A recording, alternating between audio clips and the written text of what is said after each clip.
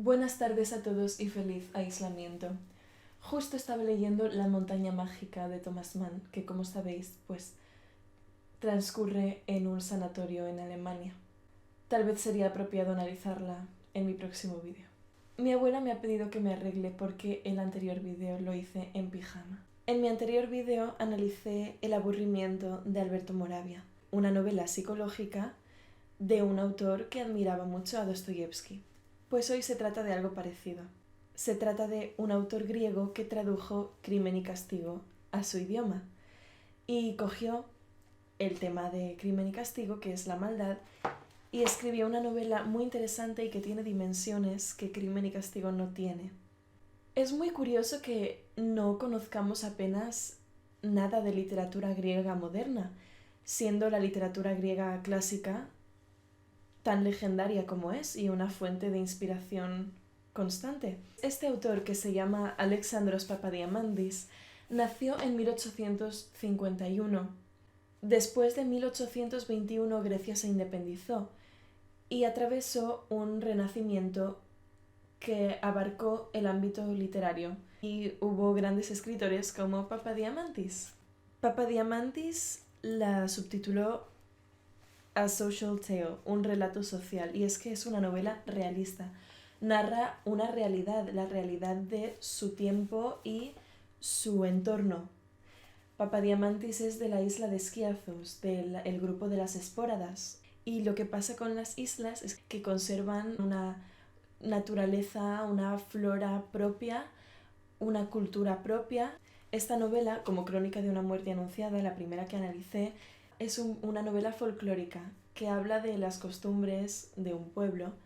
Es especial también por el tema que trata. Trata el tema de la maldad, del crimen, del arrepentimiento, del luto, de la culpabilidad, del miedo. Y cuando estos temas se juntan además con la religión, porque Papadiamantis venía de una familia de sacerdotes, tenía unos conocimientos religiosos muy amplios y su casa estaba llena de libros religiosos, es aún más interesante. Y luego, por supuesto, está la influencia de la mitología griega. También se cita la Odisea en un momento. Entonces hay una mezcla de influencias y de temas muy interesantes. Además, una de las cosas que más me gustan de esta novela es la manera en la que se narran los crímenes, en la que se narra la violencia, y no me gustaría arruinároslo. Así que os recomiendo que no continuéis viendo el vídeo y que leáis la novela, porque es muy, muy buena. La historia trata de una abuela que lleva 2 semanas en vela cuidando a su nieta recién nacida, que ha nacido enferma, y repasando durante las noches que no duerme su vida. La conclusión que extrae después de estas noches en vela es que ella ha sido una víctima de una sociedad injusta con las mujeres. No deja de darle vueltas a la idea de que las mujeres son una desgracia para una familia porque suponen un gran gasto de dinero y porque ellas mismas van a ser esclavas de sus familias. Y en medio de estas reflexiones, de repente la niña tose y ella la mira y le dice: ¿te quieres callar? Y a uno se le ponen los pelos de punta porque ya sabe lo que va a ocurrir, porque se nos ha anunciado ya en el título antes de abrir la novela. Y efectivamente, Hadula mata a su nieta, que además se llama como ella. Diciéndose a sí misma que está haciendo un favor a sus vecinos, Hadula mata a otras 3 niñas, hasta que empiezan a sospechar de ella, la persiguen y acaba muriendo intentando alcanzar una capilla que está en un islote a nado, porque por fin ha decidido confesarse. Y esta es la historia de la novela.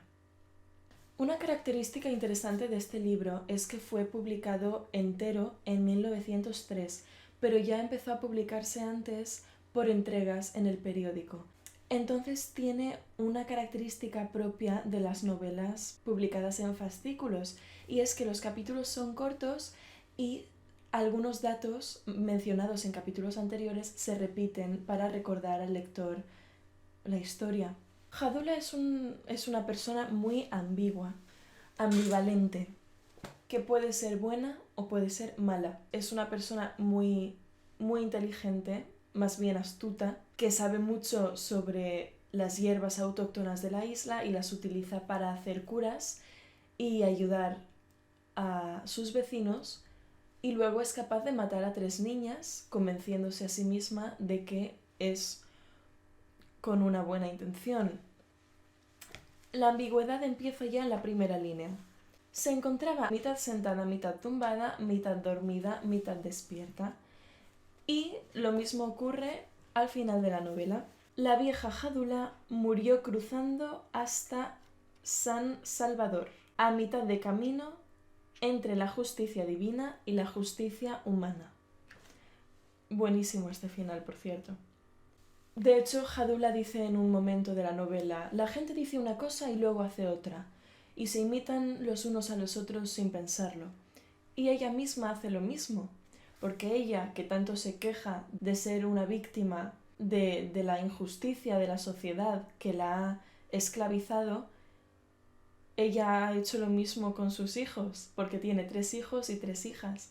Las 3 hijas viven con ella, son amas de casa, cuidan de sus hijos, las compadece al mismo tiempo, y con sus 3 hijos ha sido muy permisiva. 2 escaparon a América y no se ha sabido más de ellos, y el tercero está en la cárcel por haber asesinado. La ambigüedad persigue su conducta a través de la novela.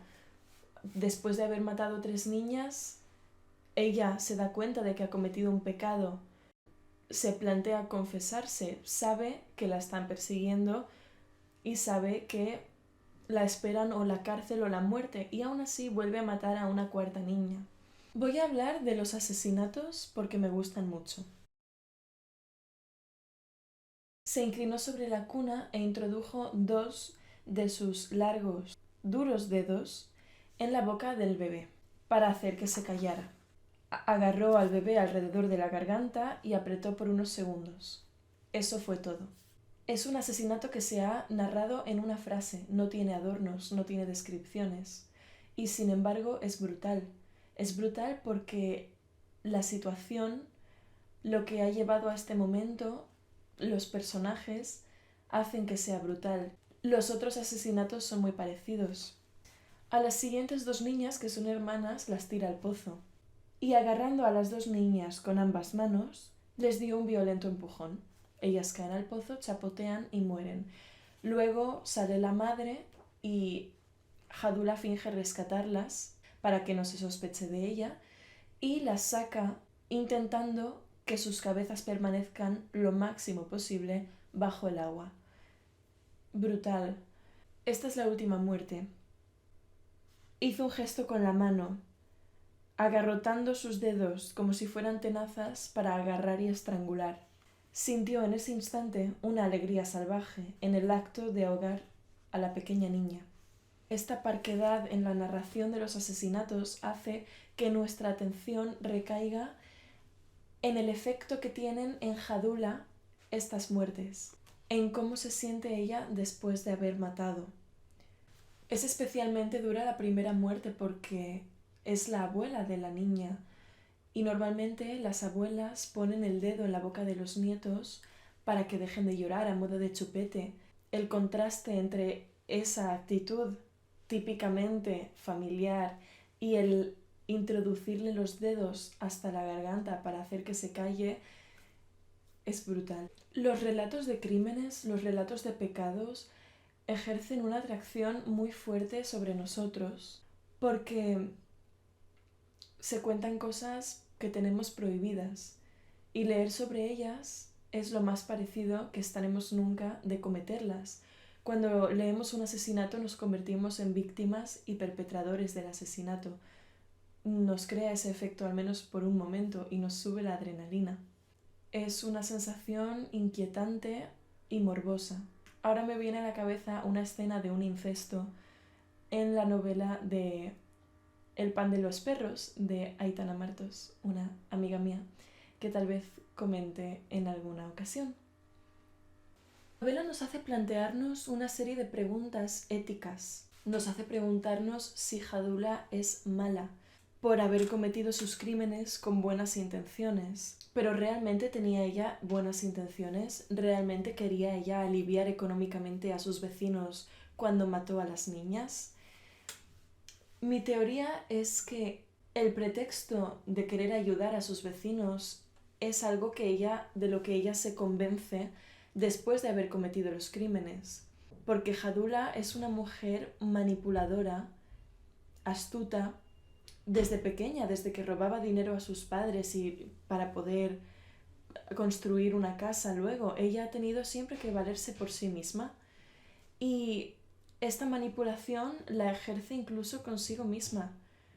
Después de cometer los asesinatos, ella no se confiesa, porque sabe que la van a encarcelar, sabe que ha cometido un pecado y no se lo quiere contar a nadie. Sin embargo, en su fuero interno ella habla con Dios y ella le pide una señal, dame una señal de que lo que he hecho está bien. Ella busca una consolación y al final se dice a sí misma que ha sido todo con buena intención. Esta es la ambigüedad que caracteriza a Jadula, el saber que está haciendo algo malo y a la vez creer que es algo bueno. Esto también nos lleva a la problemática de las creencias religiosas. Este libro es una prueba de que la fe en Dios no es sustituto del código moral requerido para vivir en sociedad, si bien es necesario, según Papa Diamandis, porque si Jadula se hubiera confesado tras cometer el primer crimen, si hubiera hecho caso de los curas de su pueblo que le han advertido de que Dios no ve los abortos con buenos ojos y el asesinato tampoco, obviamente, si ella se hubiera confesado primero, no habría cometido los siguientes crímenes. De hecho, ella muere intentando alcanzar una capilla para confesarse y eso lo deja a uno pensando, deberías de haberte confesado antes. El hecho de no confesarse y de mantener su pecado en secreto hacen que la idea del asesinato madure en su cabeza, que un impulso se convierta en un razonamiento, que ella busque consuelo y justificación en el querer haber hecho algo bueno. Aunque por más que busque una justificación, lo que la llevó a cometer el asesinato fue un estado de ánimo, no un razonamiento. Aunque ella diga que tenía una buena intención, la manera en que tiene de dirigirse al bebé y de decirle ¿te quieres callar?, el modo en el que mira a las dos niñas ahogarse en el pozo sin sentir ninguna compasión indican que no tiene empatía y que no lo hacía con buenos sentimientos. Yo tenía la teoría de que era sociópata, por ser manipuladora, por no adaptarse a las normas de la sociedad, pero sí que hay un momento que mira a la madre de las niñas y dice el narrador, y casi sintió lástima. Casi. O sea que es casi sociópata. Al ser este un relato social, está lleno de símbolos. Los sueños en esta novela son premonitorios, como en Crónica de una muerte anunciada. Antes de que mate a su nieta, una de sus hijas entra en la habitación de noche y dice, madre, he soñado que tenías una mancha negra en la mano y que la ponías en el fuego. El fuego como elemento purgatorio de los pecados. Y efectivamente poco después Jadula mata a su nieta. Más tarde en la novela, cuando ella es sospechosa de asesinatos, sueña que de la tierra nacen las cabezas de los cadáveres de las niñas y en las monedas salen las caras de las niñas. Y las cosas más importantes para Jadula, que son los frutos de la tierra, que es básicamente su trabajo porque ella es curandera, y el dinero, que es lo que ella más aprecia en el mundo, ya no valgan nada para ella. Todo lo bueno de su vida está arruinado ya. También sueña que las 4 niñas cuelgan de su cuello como si fuera un collar, como si la estuvieran estrangulando, y es que las 4 murieron ahogadas, y esto es bastante simbólico. También esta imagen de las 4 niñas muertas, ay, es que es horrible decirlo, esta imagen de los 4 cadáveres que le cuelgan del cuello es reminiscente de la danse macabre, este tema medieval francés en el que los muertos volvían al mundo de los vivos y bailaban con ellos. traía esta idea de que todo el mundo vamos a morir, de manera que los 4 cadáveres son como una llamada a la muerte a Hadula, que efectivamente va a morir al final de la novela. ¿Y cómo muere Hadula? Pues muere ahogada. Muere ahogada como en su sueño, como ha matado a las 4 niñas. Muere ahogada entre la isla de Esquiazos y un islote, entre la justicia divina y la justicia humana. Y esto es muy simbólico también, porque en la mitología griega, Océano es un titán que representa el paso del mundo de los hombres al mundo de los dioses y de la vida a la muerte. Y no solo eso, sino que la iconografía funeraria griega, por ejemplo, la de Paestum, si vas a Paestum, que está al sur de Nápoles, está la famosa tumba del Tuffatore, que representa a un hombre saltando al mar desde un trampolín. Y es que el mar también en las tumbas representaba el paso de la vida a la muerte. Doy por concluido el análisis de esta novela tan corta pero tan cargada de significado, que bueno, nos hace reflexionar sobre la idea de maldad. Y así como en el vídeo anterior, Dino, el protagonista de El aburrimiento, no nos podía explicar lo que era el aburrimiento porque su lenguaje estaba cargado de ese aburrimiento, Hadula es una persona manipuladora y no solo con los demás, sino que también manipula sus propios sentimientos para librarse de la culpabilidad. En estos casos te das cuenta de la profundidad que le puedes dar a un personaje ficticio y de cuándo están bien descritos. Y bueno, tal vez mi próximo vídeo sea sobre la montaña mágica de Thomas Mann. Como ahora ya lo he dicho, lo voy a tener que hacer. Ups. Bueno, un saludo a todos y que vaya bien el aislamiento. El agente Dale Cooper y yo os decimos adiós.